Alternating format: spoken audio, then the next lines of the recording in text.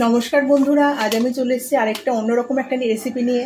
আমি মানেই তো একটা কি বলবো, আর আগের দিন আপনাদের গ্যাদার পাতা রেসিপি দেখিয়েছি। আমার নিজেরই হাসি পাচ্ছে। তবে এটা সেরকম পাতা ঝাতা না, এটা দেখেই বুঝতে পারছেন এটা হচ্ছে মাখানা। এটার একটা রেসিপি হবে। মাখানা তো ভীষণ শরীরের পক্ষে ভালো, খুব হেলদি খাবার, সবাই জানেন। তো আজকে আমার মেয়ে বায়না করলো, মা মশলা মাখানা খাবো। তাই আমি এই মাখানাটা অর্ডার করে নেওয়া হলো। এবার মশলা মাখানা তৈরি হবে। মশলা মাখানা বানানোর জন্য প্রথমে গ্যাসের মধ্যে আমি কড়াইটা বসিয়ে দিয়েছি। এবার এর মধ্যে দিয়ে দেবো, আমি এটা ঘিয়ে করব, সাদা তেলে করব না। 1 চামচ ঘি দিয়ে দিলাম, কারণ সাদা তেলে করলে কিন্তু এটা বেশি দিন থাকবে না। 1 প্যাকেট আমি করব, তেল ছিটে গন্ধ বেরিয়ে যাবে। ঘি দিয়ে করলে কিন্তু এটা অনেক দিন থাকবে। ঘিটা গলার অপেক্ষা করছি, ঘিটা গলে যাক, ততক্ষণ আমি প্যাকেটটাকে কেটে নিই।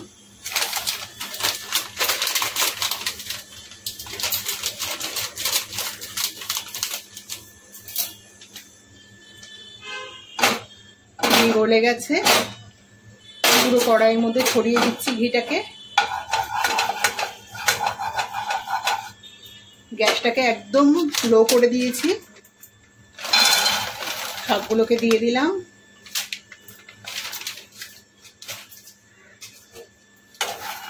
এবার এটা লো ফ্লেমে এটাকে অনবরত এটাকে নাড়তে হবে,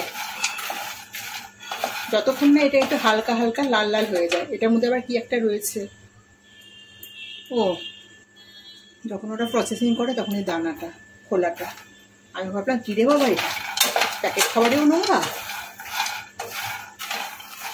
এটা খেতে কিন্তু ভীষণ ভালো লাগে, আমার মেয়ে মাঝে মাঝে খায়, তাই ভাবলাম যে আজকে আপনাদের সাথে একটু শেয়ার করি। এই যে একটা রয়েছে কোনাগুলো, আর কিছুই নেই।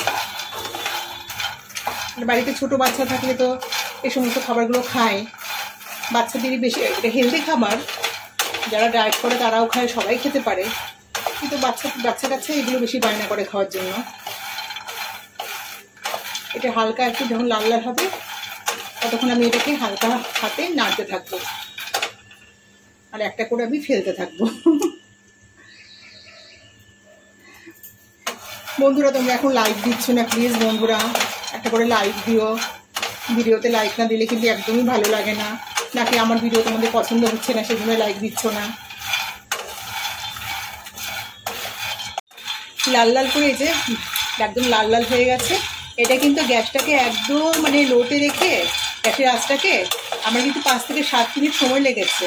এটাকে মানে গ্যাসের আঁচটাকে হাই করলে কিন্তু এটা হবে না, এটা সময় লাগবে, নাহলে ওটা তো পুড়ে যাবে। এটাকে আমি ঢেলে নেব।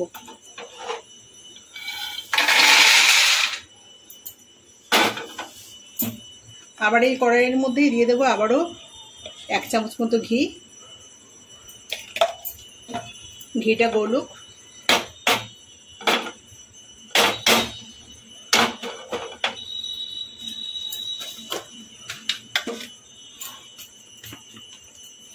ঘিটা গলে গেছে, এবারে একে একে করে মশলা অ্যাড করব এর মধ্যে। আমি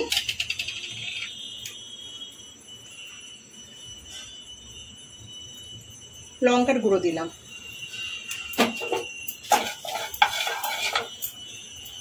লবণ দেব পরিমাণ মতো,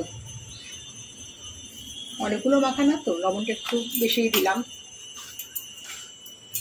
এবার দেবো চাট মশলা, এই ছোট চামচটা 1 চামচ দিলাম। এটাকে তেলের মধ্যে নেড়ে নিলাম। তেল বলছি, সরি, ঘিয়ের মধ্যে, তেল বলে অভ্যাস তো।